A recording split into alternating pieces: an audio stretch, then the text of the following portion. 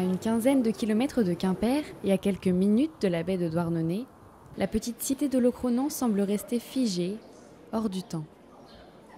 Élue deuxième village préféré des Français en 2013, elle est aussi dotée de plusieurs labels qui contribuent à sa renommée. Elle attire, chaque année, des milliers de touristes.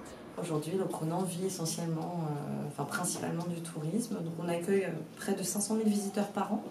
Et il n'y a que 800 habitants sur Locronan. À 75% ce sont des Français, à 25% la part de clientèle étrangère. Et la première nationalité étrangère, c'est la nationalité espagnole. Voilà, donc ils aiment beaucoup les pierres, apparemment, les Espagnols. Et, c'est vraiment la première nationalité. Et puis ensuite, viennent les Anglais, les Allemands, les Italiens. Ici, le patrimoine architectural est remarquable. Mais ce qui charme aussi à Locronan, ce sont les artisans qui font revivre des métiers anciens.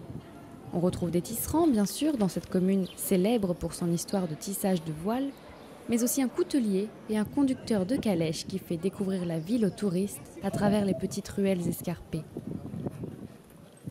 Michael Joignot, lui, est photographe daguerréotypiste et fier de perpétuer un savoir-faire oublié.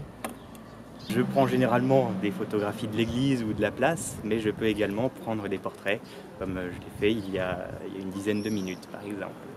C'est sa première année d'exercice, avec un matériel qu'il a recréé lui-même sur le modèle des appareils utilisés en France dans les années 1860.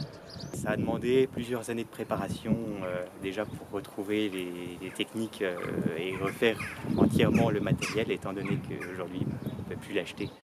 À Locronan, même les commerces modernes ont des airs d'époque.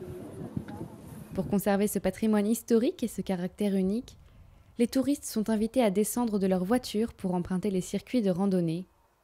Chaque jour, pendant la saison estivale, plus de 950 véhicules s'arrêtent aux portes de la ville.